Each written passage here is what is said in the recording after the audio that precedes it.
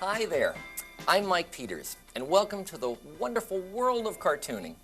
Today is probably the highlight of my life. I want you to meet a man that I've admired since I was a kid.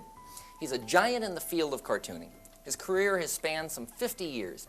He's won countless number of awards, including 4 Oscars. Now, you may not recognize his face, but for sure you'll recognize his characters. Bugs Bunny, Pepe Le Pew, the Roadrunner, Wile E. Coyote. I'm talking, of course, about the one, the only Chuck Jones.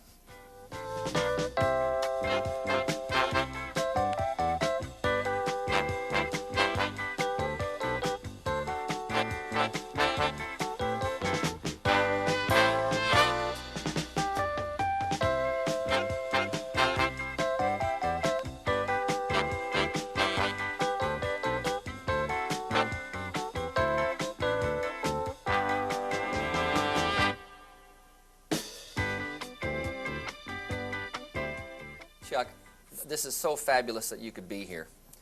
I've got a confession. I have always been a closet animator. I used to do this when I was a kid, and of course I thought I could go blind, you know, if I continued doing animation.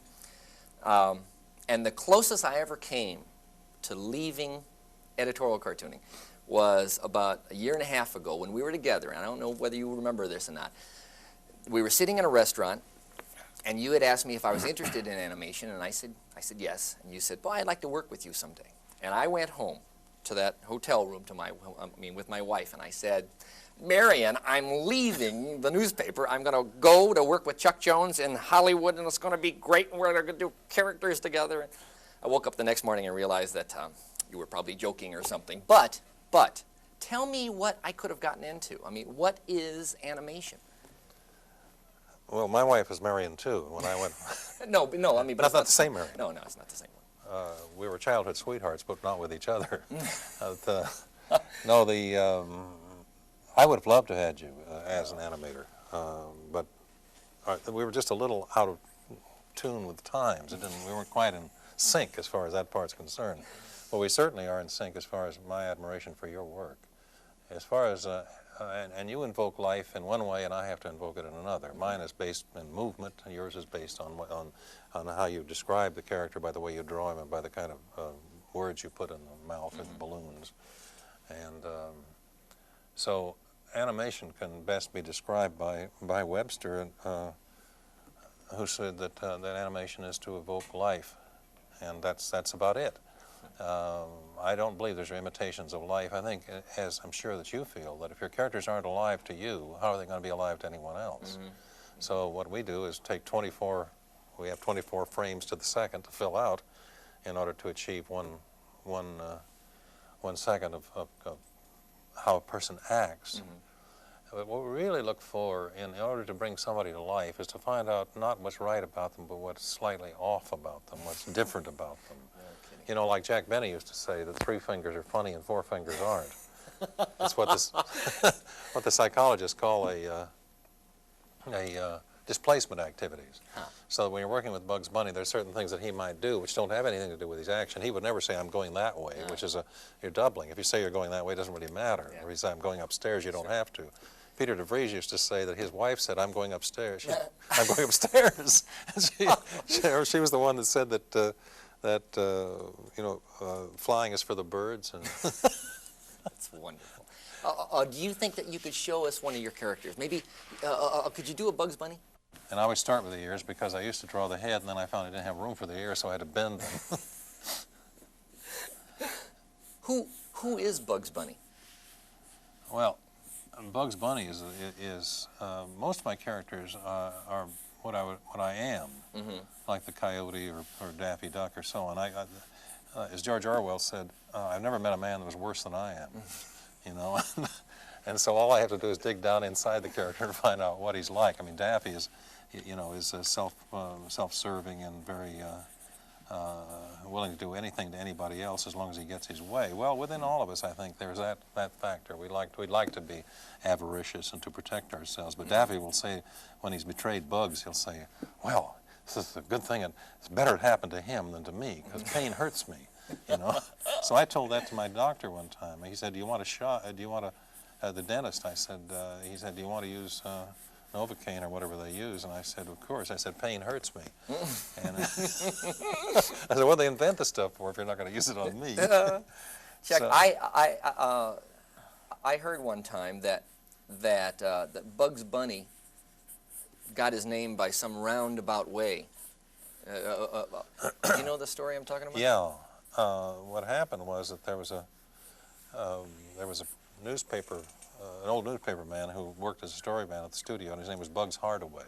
They used to call people Bugs, and I mean, newspaper editors were called things, and there was Bugs Bayer and Bugs and various kinds of Bugses, and he was one of them. Well, he wanted a drawing of a rabbit, and a man named Charles Thorson was working in the studio, and Bugs Hardaway did not draw very well, so I better write this so you can see what I mean. So after he'd made the drawing of this original rabbit, which didn't look anything like this rabbit, he wrote, he sent it back and he said Bugs, and he put the hyphen Bugs Bunny, like that. Isn't that amazing? So it was a possessive Bugs. It wasn't Possessive, just yeah. Buggy or If it had something. been for me, it would have been Chuck's Bunny, see. But it happened to be Bugs Bunny, and Tex Avery, who was making a picture at that time called the Wild Hare, thought that would make a wonderful name. Tex was really did a picture called The Wild Hare, and that was really the first Bugs Bunny that caught the essence of the matter. No kidding. And I saw that cartoon, and somebody had also explained that that the scene that the bunny was in, and I think it was that movie, they had no name for the bunny, or they had no name for the rabbit at that time, and I think it was Elmer Fudd or somebody like that, and he shot this rabbit, and the rabbit laid down, and then Elmer Fudd came over and looked at it, and then it reached up and kissed it, and it said, "This means war," and turned around and then started walking off. Yeah, playing a fife. Right, playing a fife. He was playing the carrot. Classic Playing the Bugs carrot Bunny. as though it was a fife, yes. Well, I mean, that's a classic Yeah, it Bugs is. Bunny scene. Yeah, well, Tex was a marvelous person. I was fortunate because I animated with two of the best directors in the business, Friz Freeling and Tex Avery, and they were incredible people. You know, we depend so much upon the people that are around us. I mean, I know that you don't imitate them, but you gain courage from them. Sure. And that's what happened with working with Tex Avery and Friz Freeling, was that I learned something about timing and how to handle scenes and how to do these actions, which are not necessarily straightforward. You'll notice on Saturday morning or something, the only actions are primary actions, but it's the secondary actions that count. Now that Fritz Freeling and the Tex Avery, that was all during like the 1940s, right? 1930s. Okay, 1930s. That's when I was. That to me was probably the classic time in cartooning. I mean, that Warner Brothers group was very similar to the old Sid Caesar show, at least in my mind, where they had all the classic comedy writers, Neil Simon and Woody Allen and Mel Brooks and those people. Well, tell me, what was that like? Well, it was marvelous. Of course, the thing that started the whole matter, this full animation thing, character animation, was the Three Little Pigs, because that was the first one where a character was defined by the way it moved. You had three pigs that looked alike, but they acted differently. They were different personalities. No kidding. And only by the way they moved could you tell the difference. You couldn't look at one, say, aside from caps or something like that. Sure. So they looked, but they acted differently. And that went on to the Seven Dwarves. 6 of the dwarves looked pretty much alike. But there was no question about the difference between them because of their characteristics. I mean, speaking of things like that, you have a displacement activity which is kind of like this. You use that quite a bit. It's a good, strong, it doesn't mean anything. I mean, you're not building anything with it. You know, it won't accomplish anything. It may develop muscles, but that's what I mean by this kind of, like me, you know, I'm going like this. Sure. Okay, it doesn't have anything to do with it. That's what you look for in a character, is what does he do that makes him what he is, you see. Can you do Porky Pig and show us kind of his character? I'll get rid of him. This is Bugs' I know, Bugs is funny. Well, Porky developed. Porky was just a kind of a little third-string Boy Scout, and was not very interesting to me. And then when I put him in a picture called Duck Dodgers in the 24th and a half century. What? Duck Dodgers in the 24th and a half century. Oh, that's a wonderful name. And that was the one that both Lucas, in fact, Spielberg used that picture in Close Encounters, the Third Kind. When his kids were watching television in the picture, they were watching Duck Dodgers in the 24th and a half century. And Lucas told me that he saw that picture when he was 12 years old. And when he opened Star Wars in San Francisco, he told him they couldn't have the picture, they couldn't have Star Wars in San Francisco unless they ran Duck Dodgers in the 24th and a half century with it. So Porky became this kind of a personality, like he is right here, in which he looks at the audience with a certain, as you said, with that half-closed lid. Which See, I can tell. I mean, that half-closed lid is your kind of signature. That's something that I can see. I sit there and watch any of the Bugs Bunny Roadrunner cartoons in the morning on Saturday morning, and in fact, my kids are always come downstairs after me. I'm always down there much before I'm watching it. And I can always tell, I don't even have to read the name, that it was one of yours, because you've always got those half-droop lids. Well, you see, in this case, here we have this would be the way Porky would be when Daffy had done a gaffe or made something wrong. He would look at the audience like that and go, get him. Couldst thou directest me to Robin Hood's hideout? I would fain join me up with his band of jolly outlaws. Look no further, good friar, for I am he for whomst thou seekest. I am Robin Hood. Oh, cut it out. I'm serious. If you don't know where he is, just say so. But honest and truly, I am Robin Hood. Sure you are. Porky, I feel very close to, because Porky stutters. I've stuttered all my life, and I always kind of thought that, well, I can't be that bad, you know. Here you can be a movie star and still stutter. Who thought that up, a stuttering pig? Well, there's a story about that. Fritz Freeling was doing a picture called "I Haven't Got a Hat," and it was about a bunch of little kids graduated from grammar school, and this little kid was up there trying to recite the Midnight Ride of Paul Revere. At the same time, he apparently had to go to the toilet, and so he was running back and forth and getting more and more anxious all the time he was doing it. So the stuttering helped the story. The stuttering as such wouldn't have made much sense, you know, and wouldn't have been proper. Sure. But it was necessary for the gag. So he did. So he was saying the midnight, but you see, the point about him is that he actually doesn't stutter as such. He's looking for the right word. Oh, that's good. So you know, he's saying, Daffy will ask him, so you know how to go to Planet X, do you? Well, you should explain it to me sometime, Butler. He says, well, it's very simple, sir. All you have to do is follow that planet. See, so he's really looking for words, and this is a difference. But so I think that we wouldn't use that. I don't think it's funny to stutter as such, but everybody recognizes it. I do. I mean, you know, that's my signature. See, just like your droopy lids, you know, my signature is my study. So, in fact, somebody told me, you know, just be proud of it. Don't be ashamed of it. And I said, all right, or something.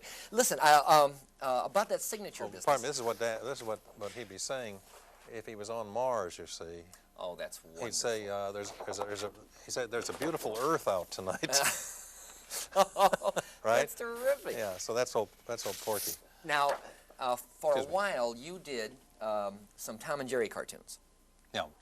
And I could tell all those because of the droopy lids. You know, the people who did Tom and Jerry before them never did, you know, any droopy lids. Do you have a favorite character yourself? I mean, do you have something? Well, not exactly a favorite character. The characters are divided onto two sides. One of the heroes, with things I'd like to be, Bugs Bunny, you know, it's being sort of a male Dorothy Parker and or a male Burt Reynolds. How do you like that? And that's a projection. Yeah. That's an idealization of what you'd like to be. Or Pepe Le Pew. When I was in school, I was kind of a transparent wimp, and girls not only didn't pay attention to me, they didn't even see me. And that was, so Pepe Le Pew was probably an effort to recover some of those years, because I was 6 feet 1 inch tall and weighed 132 pounds, and it wasn't difficult to see why I was transparent. Yeah. Now, did you have any characters that just did not work? Oh, many. Who? Show me. I mean, show me a character. A characters that didn't work? Yeah, I mean, show I me can't- some characters that didn't work. Well, I can't remember the characters that didn't work because I put them out of my mind. But I can show you any character that Daffy is a perfect example of what I'm afraid I am. So Okay, all right, all right. Daffy is usually sort of angered. Now, he's one of the few that wouldn't have the droopy lips, droopy eyes, because he's usually mad because he isn't getting his share, you know. He doesn't get his share of the pie. No matter how much of the pie is, he never quite feels, you know. In Duck, Rabbit, Duck, is when he was trying to pretend that it was rabbit season when it was actually duck season. And so that he's usually furious, and he's usually standing in a posture which would be with his own dignity, like putting his hands on his hips. Now tell me, just between the two of us, what season is it, really? Don't be so naive, Buster. Why, everybody knows it's really duck season.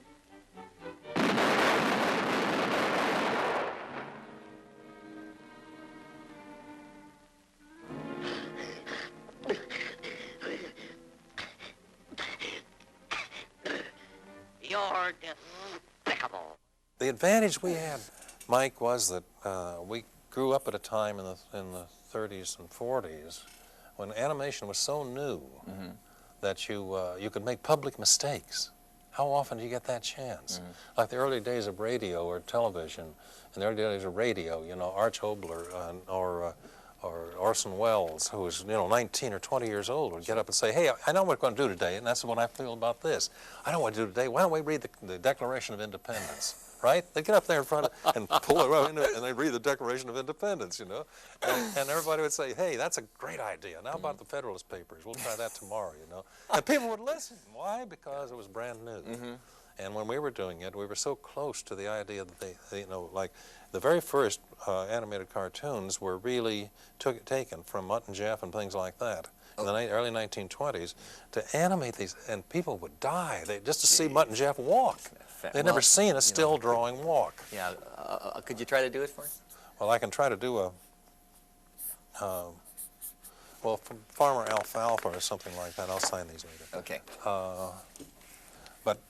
But you'd have some crummy little mouse running, and of course I'm sorry I can't draw Felix, because Felix was pure animation. Sure.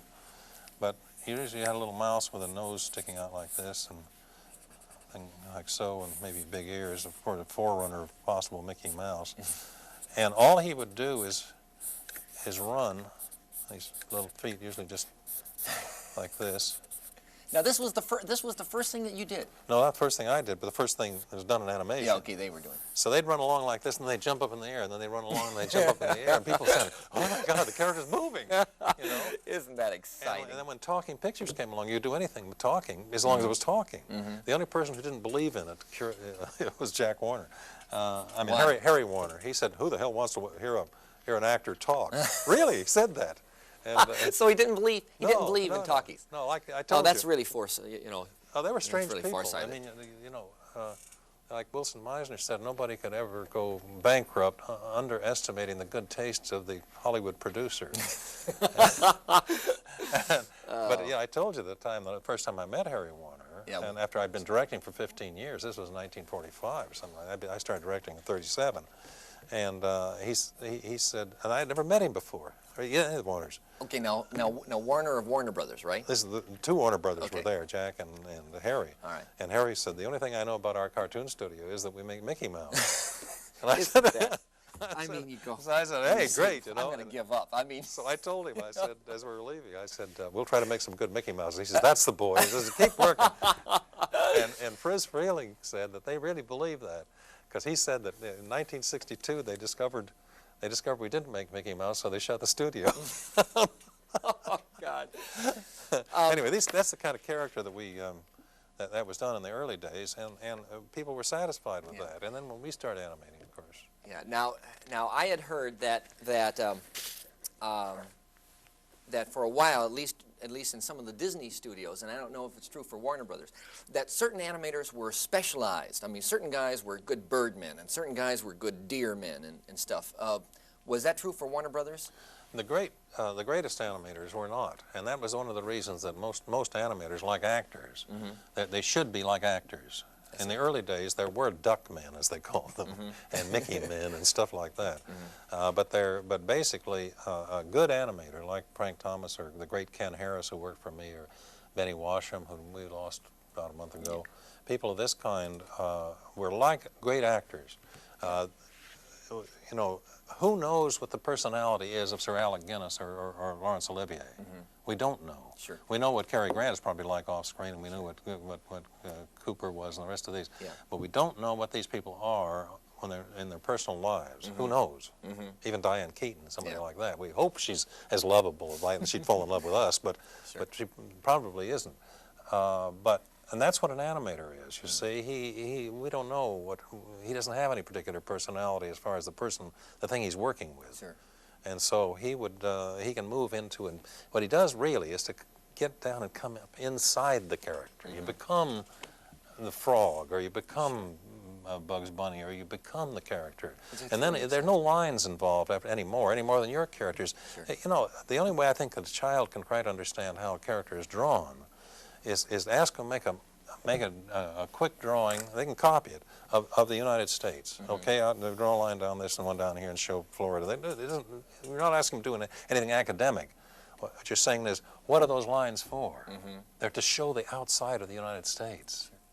You know, what is a director? I mean, how does a director? Yeah, how it is does he sound a little different than- strange. You can't very well order you can't very well order these characters to move around, can you? So at Warner Brothers, the way we drew, the way an animator worked, an animation director worked, was that he worked with a storyman for 4 or 5 weeks on a story, and had to put in perhaps half the material.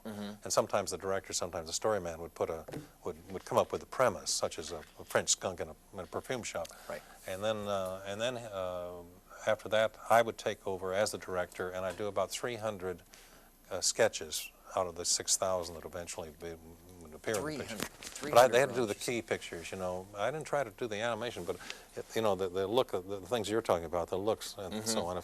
Well, you know, like the coyote's falling through the air, he's afraid of humiliation. He's not really afraid of hitting. He doesn't want anybody to see him. He's aware there's an audience. The audience never thinks about this, but it's true. When he's looking like that, he folds his arms and looks, you know, and he doesn't want to be seen in this position. Most of us don't either. We don't like to be humiliated. Yeah. And so, so I would do those 300 drawings, and then we timed the entire picture on graph sheets. Yeah. A graph sheet would be a thing with lines like this, and so on, and each one of those indicates 1/24th of a second. Jeez. So you'd go through enough of those to cover 6 minutes, which is 540 feet, and each foot is 16 individual drawings. Jeez. So there are a lot of drawings. Sure. And but I would then lay out the thing. I'd show where if the character's walking, I'd put ST, which meant step. And another one, and down here we could show the dialogue, which would be like "What's up, Doc?" You put the WH here. That was all pre-recorded. Then the ah would come here, perhaps a third of a second later. Then the TS sound, which is a sort of a diphthong, and then so on. And I'd have timed the entire picture that way. And then I'd follow up and handing out the scenes to the animator. Yeah. Good animator could do maybe at the most, say 20 seconds a week of film time. Oh my Lord, that must be So- really kind of, I mean, depressing when you're working on something and you see 1 week and you see less than a minute. You say, my gosh, what am I doing here? Well, yeah, it is. It's different than what you do, but you must understand that when you do a drawing, you're allowed a day to do that drawing. Sure. I had to do 10 or 15, and an animator would have to do maybe 50. Right, yeah. And so, but you move into a different time-space thing. We timed our pictures entirely before they ever went to work. Yeah. A man like Spielberg or George Lucas or Martin Scorsese, these people will shoot thousands of feet over and above what they need. And then they spend a year editing it. See, I edited it before it went to work. They edit it after they've done the work. I can't believe that this time is gone so fast. I got a ton of things to ask you about. Is there Is there any way that you could maybe stay here for another show? Maybe we could do another one? Well, I'm not going to leave now. I'd love to stay, sure. Great, please, please. And then we'll do this again for the next show, because I got a ton of other questions. Well, I'll try to do my calisthenics next time. All right. Okay. Please join Chuck Jones and me for another visit to this crazy and wonderful world of cartooning. See you then.